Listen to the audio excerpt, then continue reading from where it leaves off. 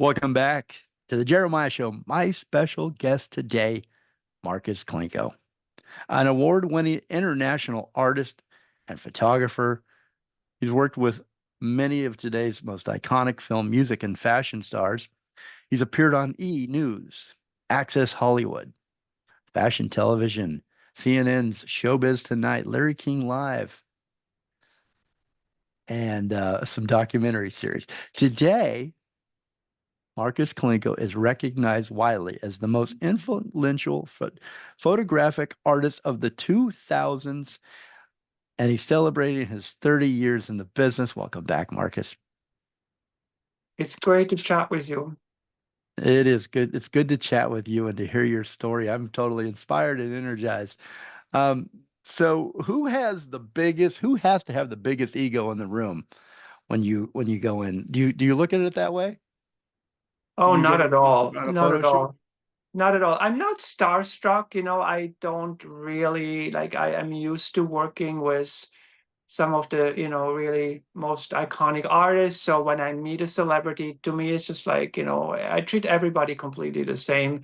Of course, I'm in great admiration of their specific talents and so on, but I would say, I'm going for the creative conversation, and I generally have, some sort of discussion or talk or exchanges before we're actually on set.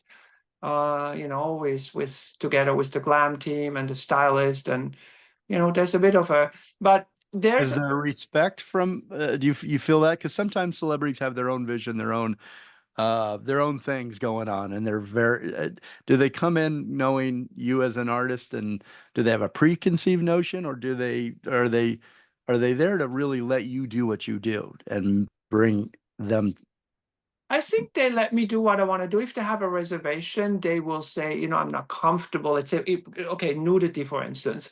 The degree of nudity. Some fashion pieces are very revealing. They might be transparent, or so. Maybe someone will say, "Can I wear something on top, or can we not use this piece?" Or so. I'm certainly respectful of these requests, because uh, when we're talking about artists, especially musicians or actors, or uh, they of course have their own image too, and I have to be respectful of that. But I also try to motivate people to go into a new frontier, maybe where they haven't gone before, and try something different, and try something, maybe a little bit more daring, or a little bit just novel for them. So Mhm. it's a bit of a negotiation. Yeah, But I'm not a bully. I'm not going to say to someone, "Hey, if you don't do what I say, I'm gone." right. No, we're figuring this out together. But a lot of times it's just really magic that happens. It's almost telepathic communication. Beyonce, Just Britney Spears in particular was someone that I really enjoyed working with, because she picked up on these ideas, and it was very intuitive. And so many of my most successful shoots, it was not necessary to talk a lot, to have long discussions. It was just like they got it, they saw it, And yes, you asked about, do people know my work before they show up? Yes, they do. So they know what to expect. They know the kind of lighting, they know the kind of perfected look that I'm after, the sort of very elevated, goddess-like, godlike, almost like religious icons. yeah. I love that. I'm doing that very much on purpose. It's not happening by chance. So they are prepared for that. They're not expecting, some sort of a weird daylight shot, random, looking like they're walking down the Right. street. That's not what I do, really. Yeah. Although sometimes I do, but not often. It's not really my thing. You know how they say a chef, I interview a lot of chefs, and they always tell me, every one of them tells me, you really got to be in the right mood. You've got to put the love into it. The ingredients, the way it tastes and comes out the best, the recipe is when you put the love into it. Uh, I imagine there's got to be some love between you and your subject that happens. Something there's something there, like you said, there's this you can feel the vibe, you can feel you're in sync with each other. Is that true for photography for you? Do you need to put love into it or I think it's passion. I think passion? I think it is also that common goal. Imagine you are Beyonce. Imagine you are about to release your first solo album and you had experience with a number of photographers while you were in Destiny's Child, and you liked some of it you didn't like. So I worked with Beyonce the first time when she was a member of Destiny's Child, when they just had their first hit in 2000. So very early on, she was 16 or 17 or something like that. I had no idea who they even were.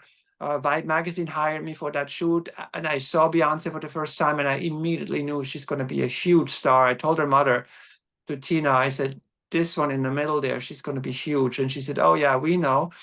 And so 3 years later, when Beyonce decided to go solo, and when she was, getting ready to release Dangerous in Love, she requested that I shoot that cover. So she knew what she was expecting already.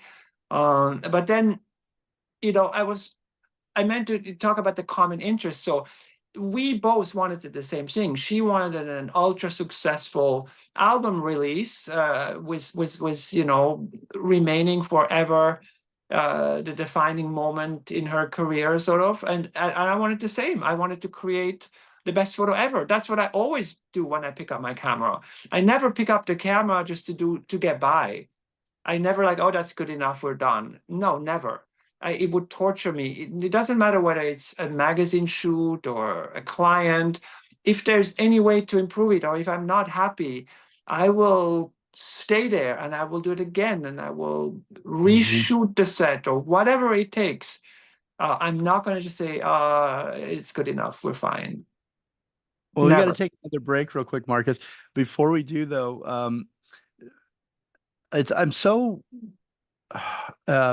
I don't know the right word for it. I'm so like amazed, or I can't understand how you get us to feel what you felt when you took the photo. And is there any way, any words that can describe for you what happens, that magic that happens when the It's camera like and the it's lens and the euphoric. light?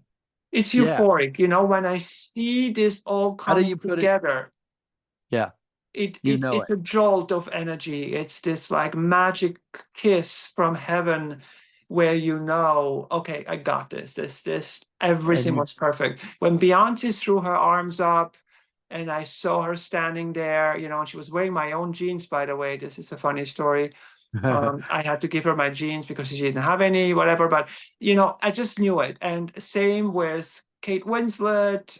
This is magic photo that was later used for Lancome. It was a magazine cover initially, but then Lancome licensed it for their biggest campaign in 2009 and 10.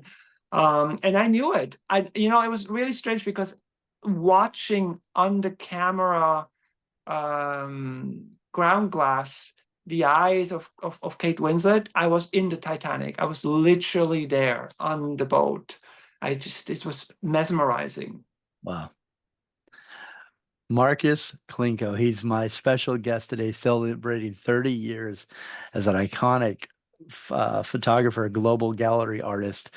And you can see some of his art at the Bergamot Station in Santa Monica right now. Markus Klinko, again, is a newly minted blue chip artist at BG Gallery, Bergamot Station, Santa Monica. The relationship began when BG Gallery requested a donation of his famous photograph, Natural Villains. It's an iconic portrait of David Bowie with a wolf, and Marcus agreed, and a relationship blossomed. It's called Klinko's World, 30 years of pop culture milestones. It's November 25th to the 31st, December 31st, revolving exhibition celebrating his 30 years in pop culture milestones. Again, renowned photographer Markus Klinko. You can go to BG Gallery in Bergamot or on artsy.com to get more information. The website for Bergamot or BG Gallery in Bergamot is santamonica.bgartdealings.com. We'll be right back with our final segment. Markus Klinko, global gallery artist and photographer.